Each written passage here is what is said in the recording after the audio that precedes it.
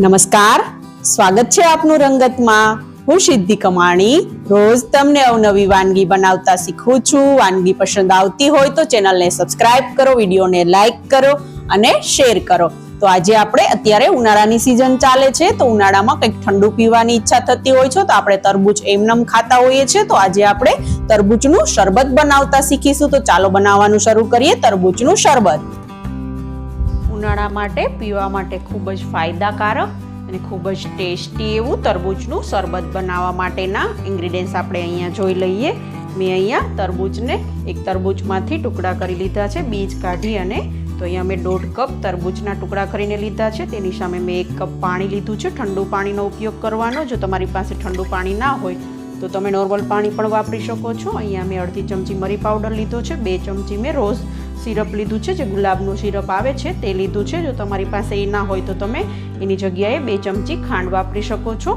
અડધી ચમચી સંચળ પાવડર અને 1 ચમચી લીંબુનો રસ લીધો છે। તો ચાલો આપણે બનાવવાનું શરૂ કરીએ ખૂબ જ ટેસ્ટી એવું તરબૂચનું શરબત।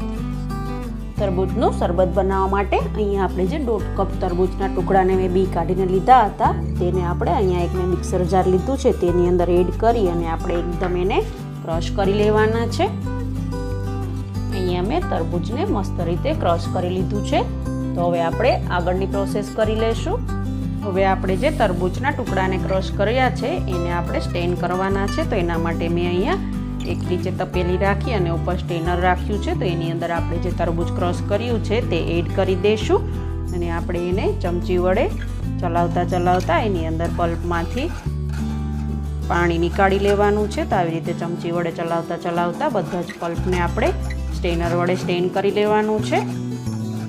અહીંયા મેં પલ્પને સ્ટેન કરી લીધો છે। તો હવે આપણે જે મિક્સર જારમાં ક્રશ કર્યું છે એની અંદર થોડું પાણી એડ કરી અને આપણે પાણીને આવી રીતે જે પલ્પ બચ્યો છે એની ઉપર એડ કરશું, જેથી તરબૂચની અંદરનો જે પણ મીઠાશ હોય તે બધી આવી રીતે નીકળી જાય। તો આવી રીતે આપણે પાણી એડ કરી દીધું છે। તો હવે બધું જ પાણી નીતરી જાય ત્યાં સુધી આવી રીતે એને ચલાવતા રહેશું।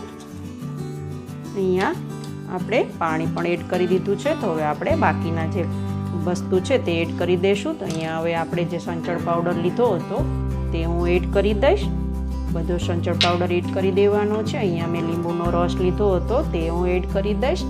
અહીંયા મેં મરી પાવડર લીધો હતો તે એડ કરી દઈશ અને હવે આપણે અહીંયા જે રોઝ સિરપ લીધું હતું તે એડ કરી દઈશું અને આપણે વ્યવસ્થિત રીતે બધી જ વસ્તુને મિક્સ કરી લેવાની છે। અહીંયા મેં બધી જ વસ્તુને મસ્ત રીતે મિક્સ કરી લીધી છે। તો હવે આપણે એને સર્વિંગ ગ્લાસમાં કાઢી અને સર્વ કરી લઈશું।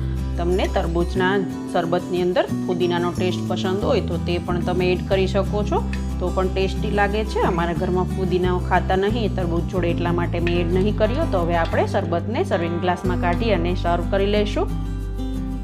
ખૂબ જ ટેસ્ટી અને હેલ્ધી એવું અને ઉનાળામાં પીવા માટે ઉપયોગી એવું તરબૂચનું શરબત અહીંયા તૈયાર છે। તો તમે પણ આ રીતથી ઘરે એકવાર તરબૂચનું શરબત જરૂરથી ટ્રાય કરજો અને તમારું તરબૂચનું શરબત કેવું બન્યું તે મને કમેન્ટ બોક્સમાં જરૂરથી જણાવજો। કેવી લાગી તમને મારી રેસીપી? જો તમને મારી રેસીપી પસંદ આવી હોય તો તમે મારા વિડીયોને લાઈક કરો, તમારા ગ્રુપમાં મારા વિડીયો શેર કરો અને હજુ સુધી તમે જો મારી ચેનલને સબસ્ક્રાઇબ ના કરી હોય તો વિડીયોની નીચે જે રંગત છે તેની બાજુમાં સબસ્ક્રાઇબનું બટન છે તે બ્લેક કલરનું હશે। તો તમે હજુ સુધી મારી ચેનલને સબસ્ક્રાઇબ નહીં કરી તો એ બટનને તમે ક્લિક કરો, જેથી મારી ચેનલ સબસ્ક્રાઇબ થઈ જાય અને એ ક્લિક કરશો એટલે એક બેલ આઇકન આવશે, એને પણ તમે ક્લિક કરો, જેથી મારા વિડીયોના નોટિફિકેશન તમને સૌપ્રથમ મળતા રહે। તો રોજ આવી અવનવી વાનગી જોવા માટે જોતા રહો રંગત, ખાણીપીણીના શોખીન ગુજરાતીઓની। Thanks for watching.